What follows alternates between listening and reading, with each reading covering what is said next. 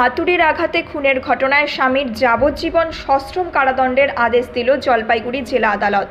শনিবার আদালতে additional fourth কোর্টের বিচারক রিন্টু সুর অভিযুক্ত ওই ব্যক্তি গৌতম বিশ্বাসকে দোষী সাব্যস্ত করে এই সাজা ঘোষণা করেন।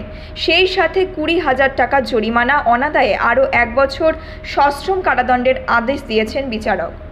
2006 সালে জলপাইগুড়ি শহরের পান্ডাপাড়া কালীবাড়ি এলাকার বাসিন্দা পেশায় কাঠমিস্ত্রি গৌতম বিশ্বাসের সাথে বৈবাহিক সূত্রে আবদ্ধ হন জহুরি তালমা এলাকার বাসিন্দা বীরেন্দ্র দাসের মেয়ে আঁখি দাস। তাদের একটি পুত্র সন্তান রয়েছে।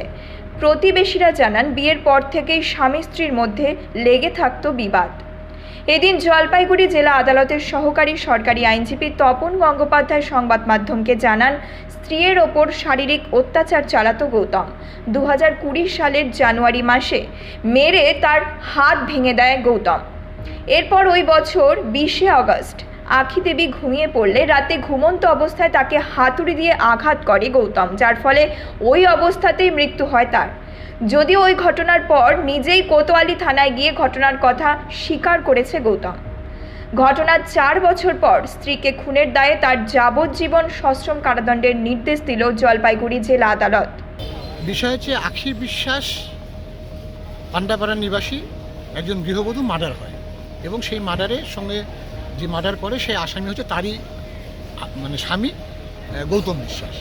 এবং গৌতম বিশ্বাস 20 সালের আগস্ট মাসের গভীর রাত্রে তার যে কাজে হাতুড়ি ব্যবহার হতো সেই হাতুড়ি তার স্ত্রীর মাথায় আঘাত করে তার স্ত্রীকে মেরে ফেলে উনি থানায় যান, গিয়ে এই ঘটনাটি জানান। থানার থেকে সাথে সাথে অফিসাররা তদন্তে ঘটনাস্থলে পান্ডাপাড়ায় যান ওই গৌতম বিশ্বাসের বাড়িতে। সেখানে আঁখি বিশ্বাসের শোবার ঘরে বিছানার উপরে মাথায় রক্তাক্ত আঘাত নিয়ে মৃত অবস্থায় পড়ে থাকতে দেখেন এবং পাশে সেই হাতুড়িটাও রক্তমাখা অবস্থায় পাওয়া যায়। এবং সেই ঘটনায় আঁখি বিশ্বাসের বাবাকে অর্থাৎ বীরেন্দ্র বিশ্বাসকে পুলিশ ওভার টেলিফোন খবর দেন, যিনি হচ্ছে জহুরি তালমার বাসিন্দা। তিনি ভোর রাত্রে এসে থানায় যোগাযোগ করেন। থানায় যোগাযোগ করার পরে থানার থেকে তাকে সদর সুপার স্পেশালিটি হাসপাতালে পাঠিয়ে দেওয়া হয়। সেখানে গিয়ে দেখেন যে তার মেয়ে সেই হাতুড়ির আঘাতে ওখানে মৃত অবস্থায় হাসপাতালের বেডে শুয়ে আছেন। এবং তারপরে পুলিশ সেই ঘটনার তদন্ত করে 14 জন সাক্ষ্য গ্রহণ করেন, যেখানে বেশিরভাগই তার গৌতম বিশ্বাসের প্রতিবেশীরা ছিলেন পান্ডাপাড়ার বাসিন্দা। এবং তাদের মধ্যে 4 জন তাদের গোপন জবানবন্দি দেন এই প্রতিবেশীরা।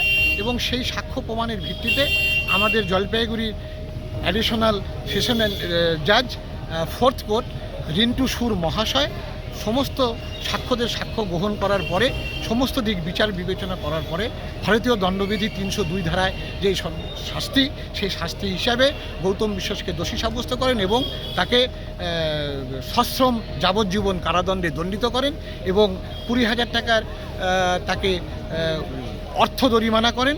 যদি অর্থ তিনি প্রদান করতে না পারেন তাহলে আরও 1 বছর সশ্রম কারাদণ্ডের তিনি নির্দেশ দেন। দেখুন, অভিযুক্ত পক্ষের উকিলবাবু হিসেবে মামলা যতটা একাগ্রতার সাথে লড়া দরকার লড়াই করেছি, কিন্তু সর্বশেষে কোর্ট তাকে দোষী সাব্যস্ত করেছে এবং তাকে যাবজ্জীবন কারাদণ্ডিত করেছে।